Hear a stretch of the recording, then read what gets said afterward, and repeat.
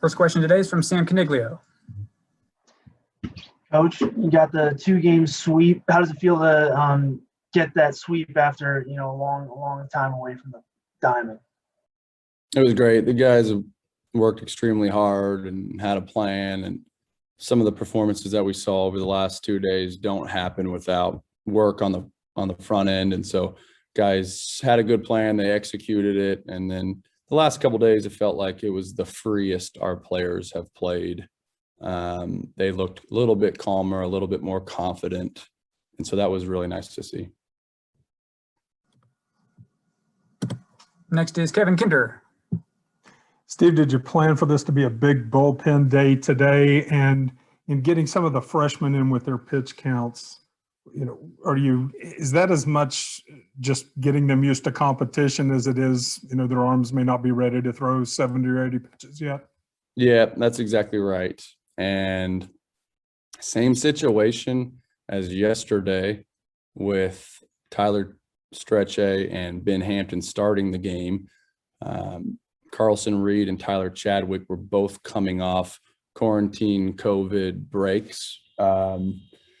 They were in isolation. And so it was about piggyback start, get their feet wet, get them going. And on top of it, they're freshmen. I don't know exactly how many pitches they've thrown this season, but probably under 50 before today. And then they're coming off isolation and quarantine and heart testing and weird timing practices. And so it really, what Carlson Reed today, what we saw was special. That was really unique stuff coming out of a freshman. The velocity, the confidence, the breaking ball. I think he was up to 97 miles an hour, and it looked like he could have just kept going, and he held his velocity.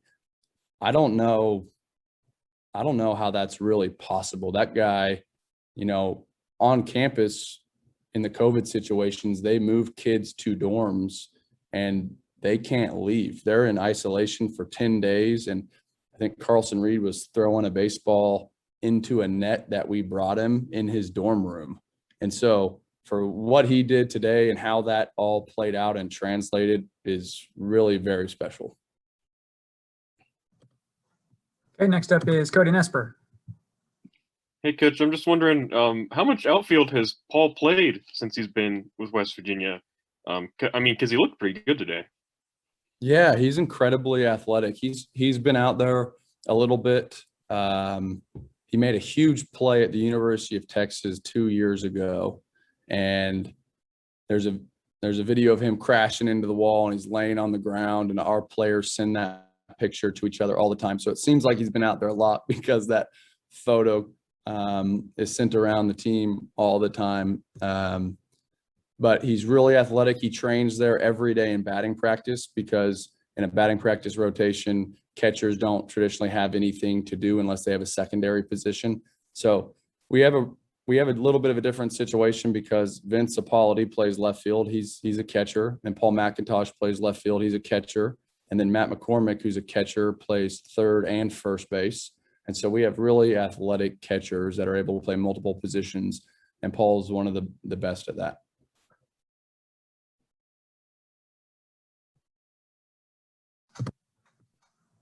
We'll go to Cody and then Sam.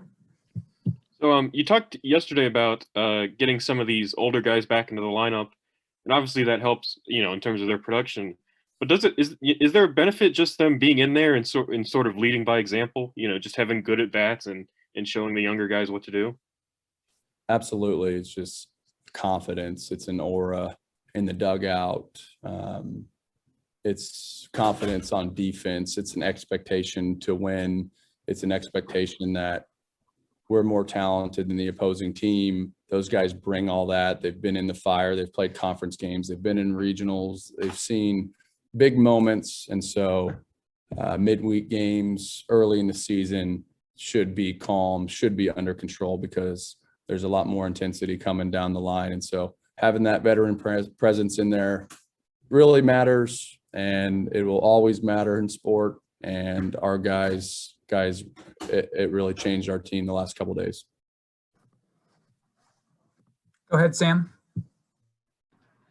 Coach, I think a lot of that confidence rubbed off on Mikey Kluska. I mean, he's been one of the best offensive players of the season so far, even, just the last few days. Is that something you kind of saw coming in the preseason?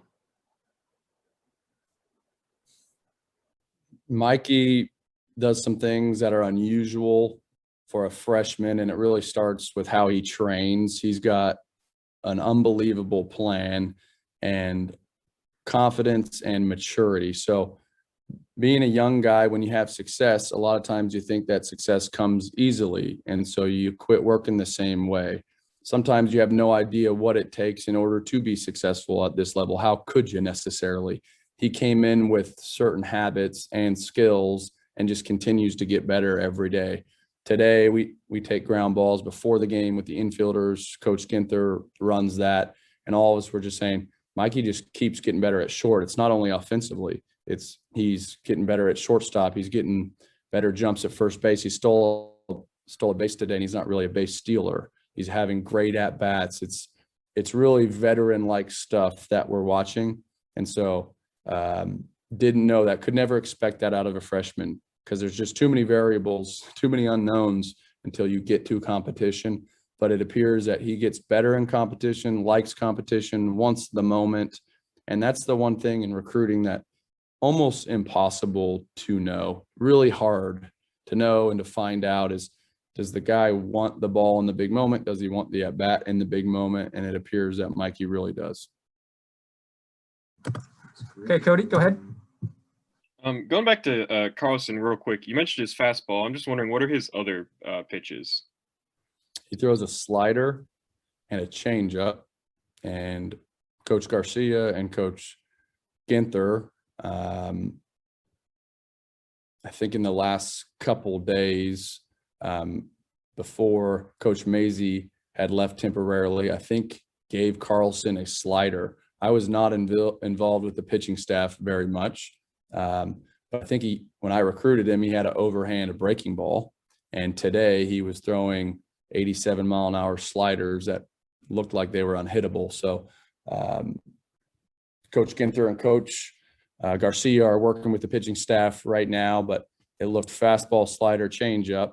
And I think within the last several weeks, the slider had been developed, and obviously he was really confident with that pitch, and there was no bigger 12-6 breaking ball that showed up. So it was a fun arsenal to watch. He primarily worked fastball, slider today, and I think he mixed in a few changeups. Anything else for Coach today? I see Kevin, go ahead. Sorry, one last one, Steve. You get Coastal coming in now, competed with them pretty well. The game kind of got away late. So is this kind of a measuring stick series for you? And, got to be pretty excited too about having that program coming to Montana. Yeah, really good program, really competitive kids. They're well coached. We recruit a lot of the same players for whatever reason. It's just kind of in this area, they're super attractive and on the beach, and we're in the Big 12, and it's different. But I think we both have to recruit out-of-state kids because of just the size of our particular state and the amount of talent in their state. And so a lot of kids seem to have offers from both programs. Coach Mazey and their head coach Gilly have been close for a long time. I think we've been going to that Coastal Carolina tournament for a really, really long time. They have a great relationship, and that's why they're coming to play us here in March, which isn't something that Coastal normally does. And so we're really excited to get our guys back out there and continue to get healthy and get some more of our players in there. And so I think you're exactly right when you say a little bit of a measuring stick before you start conference to see where you're at.